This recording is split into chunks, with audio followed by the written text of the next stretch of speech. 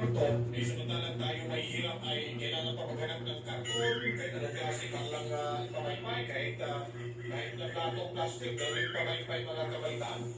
Alang pabawas-bawasan yung inisin ng bahay, ito sila. Nakaupo lang, na may problema sa mga proyekto ay parang wala na. Nakikita lang natin ito sila makamdapan, election na. Eh, hindi man lang marunong kumonsulta sa mga kanilang mga constituents kung ano bang problema. O ito bang si Juma, tapos humupay yung baha, umiikot ba ito sa kanyang distrito? Ano bang binamigay na tulong nito mga kapitan? Ginawa niya, hindi naman pinakita na ganito gano'n, may ginawa ko siyang tulong, kailangan talaga unahin yung taumbayan, unahin yung constituents natin, kung ano yung mga pangangailangan. Diba? Kung may imbestigahan, huwag lang magdadalawang isip. Parang gusto ko bang iliis yung usapin sa bumagsak na tulay, eh,